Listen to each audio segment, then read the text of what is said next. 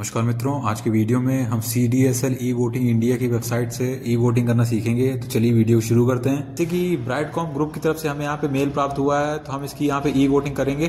तो जैसे कि आपको ऊपर की ओर बाएं साइड DPID/क्लाइंट ID दिखाई दे रहा होगा और उसके दाएं में लाल कलर से एक नंबर मैंने हाइड कर रखा है जो IN से शुरू हो रहा है। तो आप उस नंबर को कॉपी कर लेंगे और आपको जो IN और 6 अंकों एक नंबर दिखाई देगा उसके बाद, और बीच में जो डैश दिखाई देगा तो आप डैश उसको हटा देंगे और नंबर को यहाँ पे कॉपी कर लेंगे। तो इस बात का बिल्कुल ध्यान रखें।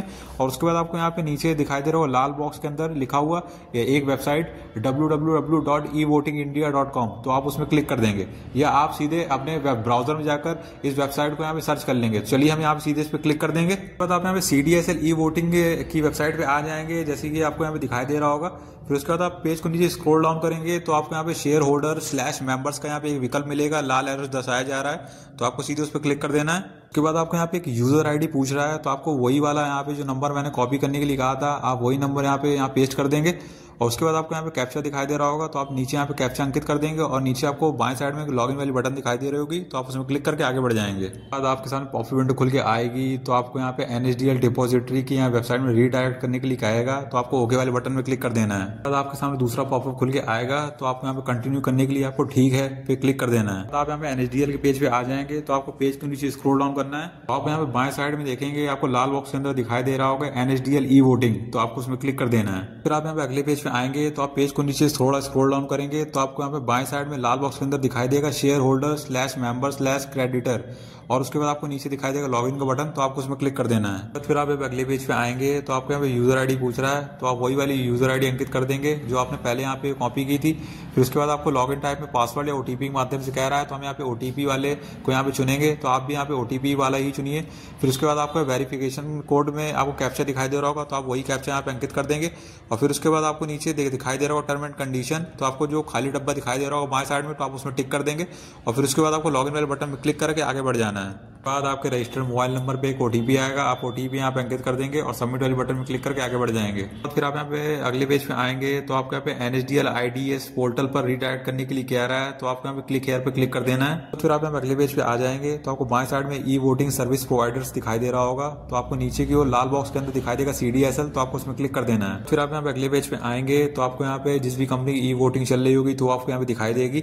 फिर उसके बाद आपको यहाँ पे दिखाई दे रहा होगा यहाँ पे ऊपर क्लिक हेयर टू वोट लाल बॉक्स के अंदर, तो आपको उसमें क्लिक कर देना है। फिर आप यहाँ पे अगले पेज पे आ जाएंगे, तो आपको पेज को नीचे स्क्रॉल डाउन करना है। और फिर आप यहाँ पे अगले पेज पे आ जाएंगे, तो आपको यहाँ पे कंपनी का नाम दिखाई देगा जिसकी यहाँ पे ई वोटिंग चल रही है। फिर उसके बाद आपको EVSN नंबर दिखाई देगा, उसके बाद आपको ISIN नंबर दिखाई देगा सिक्योरिटी का, वोटिंग पीरियड दिखाई देगा कि वोटिंग स्टार्ट कब से हुई है, उसका स्टार्टिंग डेट टाइम दिखाई देगा, वोटिंग एंड कब होगी और उसका यहाँ पे एंड टाइम दिखाई देगा। उसके बाद आपको वोटिंग काउंट में 0/7 दिखाई दे रहा होगा, तो इसका मतलब ये है कि हमारे यहाँ पे 7 रेजोल्यूशन होने वाले हैं, मतलब 7 परिवर्तन होने वाले हैं कंपनी में, तो आपको उसी की यहाँ पे वोटिंग करनी है। और उसके बाद हमने यहाँ पे कितनी सिक्योरिटी यहाँ पे मतलब शेयर होल्ड कर रखे हैं वो आपको यहाँ पे नंबर में दिखाई दे रहा होगा 2। फिर उसके बाद आपको नीचे जो 7 हमारे परिवर्तन होने वाले हैं, तो आप उनको एक एक करके पढ़ सकते हैं। आपको दाएं साइड में दिखाई देगा select all yes, select all know. अगर आप कंपनी के पक्ष में हैं तो सिलेक्ट ऑल यस में करेंगे, अगर कंपनी के अगेंस्ट में है तो आप नो वाले में करेंगे। और उसके बाद आप यहाँ पे एक एक करके भी यहाँ पे टिक लगा सकते हैं। तो हम यहाँ पे एक बार में करेंगे सिलेक्ट ऑल यस, तो हम उसको चुन लेंगे और उसके बाद आपको नीचे दिखाई देगा सबमिट का बटन, तो हम उसमें क्लिक करके आगे बढ़ जाएंगे। पॉप विंडो खुल के आएगी, तो आपसे कंफर्म करने के लिए कहेगा आपके वोट को, तो आपको ठीक में क्लिक कर देना है। तो फिर आपके सामने दूसरी यहाँ पे पॉप विंडो खुल के आएगी, तो आपके यहाँ पे वोट सफलतापूर्वक यहाँ पे रिकॉर्ड कर लिए गए हैं, तो आपको यहाँ पे ई वोटिंग इस्तेमाल करने के लिए यहाँ पे धन्यवाद कह रहा है। फिर उसके बाद आपको ठीक पे क्लिक कर देना है। हम अगले पेज में आएंगे, तो आपको यहाँ पे सब कुछ यहाँ पे हरे में दिखाई देगा और आपको दाएं साइड में वोटिंग स्टेटस में नीचे दिखाई देगा वोटेड, तो आपने यहाँ सफलतापूर्वक वोटिंग कर दी है।